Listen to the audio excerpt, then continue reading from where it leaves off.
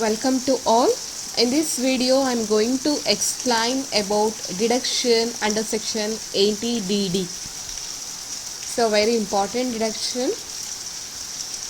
80DD relates to the deduction in respect of maintenance and medical treatment of dependent relative with a disability.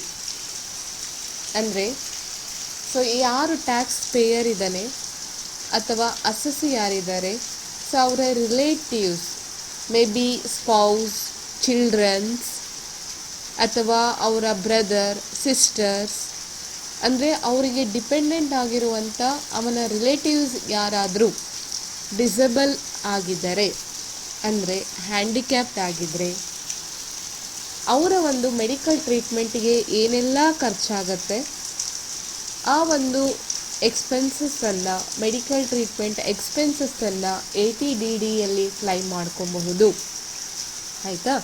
ಅಂದರೆ dependent relative with disability treatments maintenance expenses we can claim under section 80DD.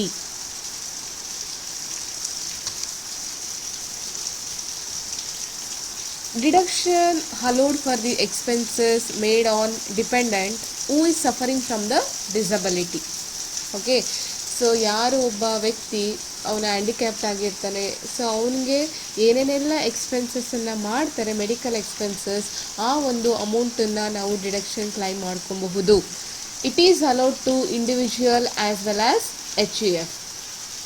Okay, in case of individual ಅಂತ ಹೇಳಿದ್ರೆ is and ಅವರ್ spouse ಅಥವಾ children, parents, brother, sister and any dependent. In case of HUF ಆದರೆ any member of the family. ಡಿಸಬಿಲಿಟಿಯಿಂದ ಅವ್ರು ಏನಾದರೂ ಬಳಲ್ತಿದ್ರೆ, handicapped ಇದ್ದರೆ, ಸೊ ಅವರಿಗೆ ನಾವು ಒಂದು ಡಿಡಕ್ಷನ್ಸನ್ನು ಕ್ಲೈಮ್ ಮಾಡ್ಕೊಬೋದು under section 80DD. So deduction is allowed for following expenses.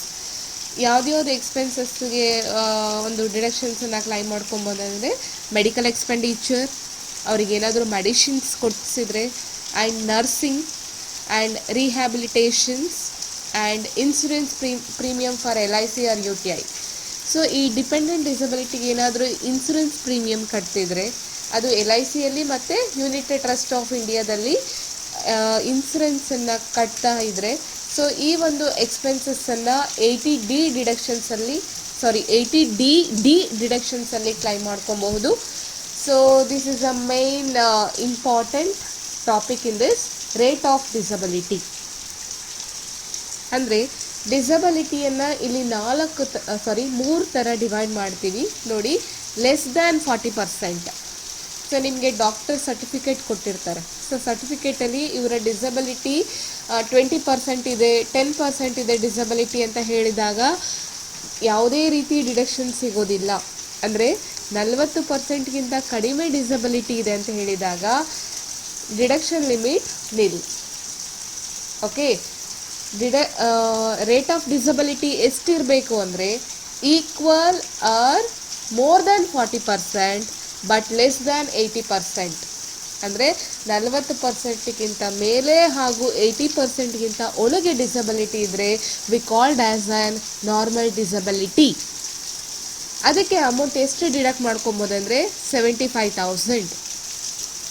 ನಾನಿಲ್ಲಿ ಫಿಕ್ಸ್ಡ್ ಡಿಡಕ್ಷನ್ ಅಂತ ಹೇಳಿದ್ದೀನಿ. ಅಂದರೆ 75,000 ಈಸ್ ದ ಫಿಕ್ಸ್ಡ್ ಅಮೌಂಟ್. ಅಂದರೆ ಈಗ ಮೆಡಿಕಲ್ ಎಕ್ಸ್ಪೆನ್ಸಸ್, ನರ್ಸಿಂಗ್ ಎಕ್ಸ್ಪೆನ್ಸಸ್ ಎಲ್ಲ ನನಗೆ 1 ಲಕ್ಷ ಆಗಿರುತ್ತೆ ಅಂದ್ಕೊಡಿ. ಸೊ ಅವರು ಈ ಒಂದು ರೇಟ್ ಆಫ್ ಡಿಸಬಿಲಿಟಿಗೆ ಬರ್ತಾರೆ. 1 ಲಕ್ಷ ಎಕ್ಸ್ಪೆನ್ಸಸ್ ಆಗಿದ್ರೆ ಅವ್ರು ಎಷ್ಟು ಕ್ಲೈಮ್ ಮಾಡ್ಕೊಬೋದು? 75,000 ಮಾತ್ರ. ಒಂದು ವೇಳೆ 50,000 ಎಕ್ಸ್ಪೆನ್ಸಸ್ ಆಗಿದೆ ಅಂದರೆ ಅವ್ರು ಎಷ್ಟು ಕ್ಲೈಮ್ ಮಾಡ್ಕೊಬೋದು? 75,000 ಕೂಡ ಕ್ಲೈಮ್ ಮಾಡ್ಕೊಬಹುದು. ಅಂದರೆ ಫಿಕ್ಸ್ಡ್ ಅಮೌಂಟ್.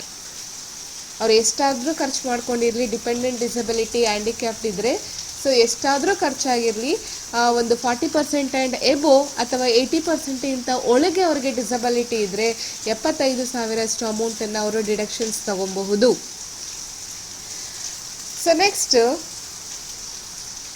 ಎಬೋ 80%, ಇದು ಚಿಹ್ನೆ ಅಂದರೆ ಸಿಂಬಲ್ ಒಂದು ಚೇಂಜ್ ಆಗಿದೆ.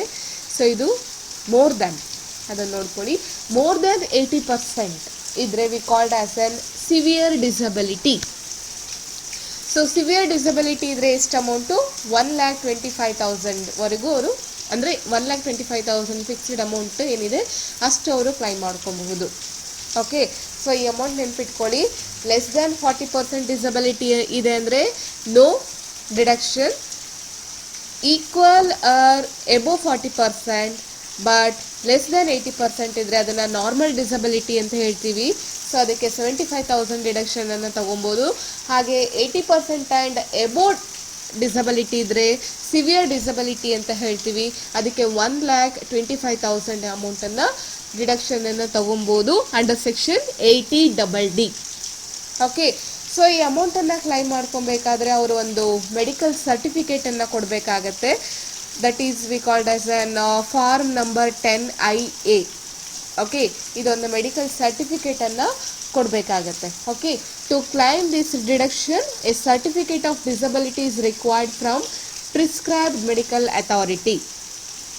ಅಂದರೆ ಚೀಫ್ ಮೆಡಿಕಲ್ ಆಫೀಸರ್ಸ್ ಯಾರಿರ್ತಾರೆ ಆ ಒಂದು ಡಿಸ್ಟ್ರಿಕ್ಟಲ್ಲಿ, ಸೊ ಅವರ ಕಡೆಯಿಂದ ಒಂದು ಸರ್ಟಿಫಿಕೇಟನ್ನು ತೊಗೊಂಡು ಬಂದಿರಬೇಕು. ಅದು ಫಾರ್ಮ್ ನಂಬರ್ 10IA ಅಂತ ಹೇಳ್ತೀವಿ. ಈ ಫಾರ್ಮೇಟಲ್ಲಿ ಒಂದು ಸರ್ಟಿಫಿಕೇಟನ್ನು ತೊಗೊಂಡಿದ್ರೆ ಮಾತ್ರ ಅವರು 80D ಡಿಡಕ್ಷನ್ಸನ್ನು ಕ್ಲೈಮ್ ಮಾಡ್ಕೊಬಹುದು. ಓಕೆ, 80D ಡಿಡಕ್ಷನ್ಸ್ ಅರ್ಥ ಆಗಿದೆ ಅಂತ ಅಂದ್ಕೊಂಡಿದ್ದೀನಿ. 80DD deduction in respect of maintenance and medical treatment of dependent relative with disability. ಈಗ ನಾನು ಟ್ಯಾಕ್ಸ್ ಪೇ ಮಾಡ್ತಾ ಇದ್ದೀನಿ ಅಂದರೆ ನನ್ನ ರಿಲೇಟಿವ್ಸ್ ಅಥವಾ ನನ್ನ ಡಿಪೆಂಡೆಂಟ್ ಯಾರಾದರೂ ಡಿಸಬಿಲಿಟಿ ಇದ್ದಾರೆ ಅಂದರೆ ಅವರಿಗೆ ನಾವು ಡಿಡಕ್ಷನ್ಸನ್ನು ಕ್ಲೈಮ್ ಮಾಡ್ಕೊಬೋದು ಟ್ಯಾಕ್ಸ್ನಲ್ಲಿ. ಓಕೆ, ಟ್ಯಾಕ್ಸ್ ಕಟ್ಟಬೇಕಾದ್ರೆ ನಾನು ಡಿಡಕ್ಷನ್ಸನ್ನು ಕ್ಲೈಮ್ ಮಾಡ್ಕೊಬೋದು. ನಾರ್ಮಲ್ ಡಿಸಬಿಲಿಟಿ ಇದ್ದರೆ 75,000, ಸಿವಿಯರ್ ಡಿಸಬಿಲಿಟಿ ಇದ್ದರೆ 1,25,000 ಅಮೌಂಟನ್ನು ನಾನು ಡಿಡಕ್ಷನ್ಸ್ ಕ್ಲೈಮ್ ಮಾಡ್ಕೊಬೋದು. ಸೊ ನಿಮಗೆ ಡೌಟ್ ಬರ್ತಾ ಇರ್ಬೋದು, ಇನ್ ಕೇಸ್ ಆಫ್ ನಾನೇ ಟ್ಯಾಕ್ಸ್ ಪೇಯರ್ ನಾನೇ ಡಿಸಬಿಲಿಟಿ ಇದ್ದಾಗ ಹೇಗೆ ಅಂತ. ಸೊ ಅದು ನಿಮಗೆ ಸೆಕ್ಷನ್ 80U ಸಪ್ರೇಟಾಗಿ ಇದೆ, deduction in respect of disability. ಆಯಿತಾ? ಟ್ಯಾಕ್ಸ್ ಪೇಯರೇ ಡಿಸಬಿಲಿಟಿ ಇದ್ದಾಗ ಯಾವ ರೀತಿ ಅವನು ಕ್ಲೈಮ್ ಮಾಡ್ಕೊಬೋದು ಅಂದರೆ ಅಂಡರ್ ಸೆಕ್ಷನ್ 80U ಕ್ಲೈಮ್ ಮಾಡ್ಕೊಬೋದು. ಅದು ನೆಕ್ಸ್ಟ್ ಫರ್ದರ್ ಕ್ಲಾಸಲ್ಲಿ ನಿಮಗೆ ಹೇಳ್ಕೊಡ್ತೇನೆ. Thank you.